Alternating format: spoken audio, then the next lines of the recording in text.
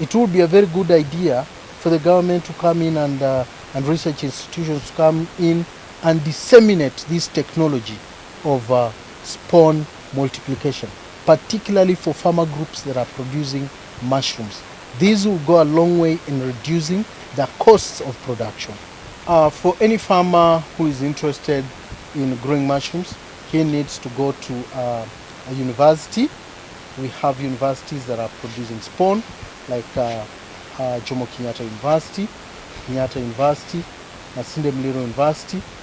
And we also have individuals that are properly trained and have facilities for producing high quality spawn, including myself. So farmers can be able to access good quality spawn from those institutions that I've mentioned.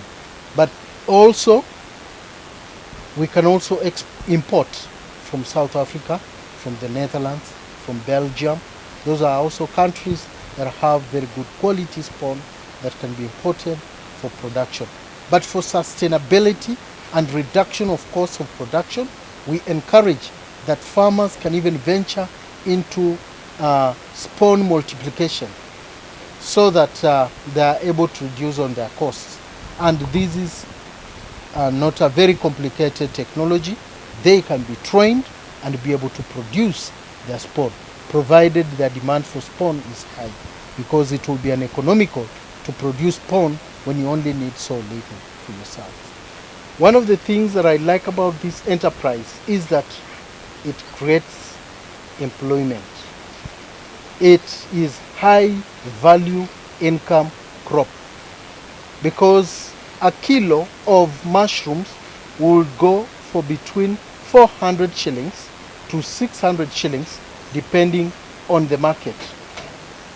When you look at, when you compare other local crops produced in this area, like beans, a kilogram of beans is about 80 shillings. When you look at maize, a kilogram is about 20 shillings. When you look at sugarcane, it's actually 4 shillings per kilo. So this is a crop that needs to be promoted and to be encouraged for improvement of livelihoods within the urban and the rural community. The initial costs of growing mushrooms are quite low because we use locally available materials. Like if you are in a maize growing area, you use maize cobs and maize stovers. If you are in a wheat producing area, you use wheat straw. You are in a rice producing area, you use rice straw. If you are in an area that produces bananas, you use dry banana leaves. If you grow beans, you use bean husks. So the inputs for mushroom production are low. Perhaps the only input that is a bit high is the housing, which requires timber, it requires iron sheets. But once you have done that bit of it, then the rest of it is low input. I'm the marketing officer at Agribusiness Youth Society of Kenya.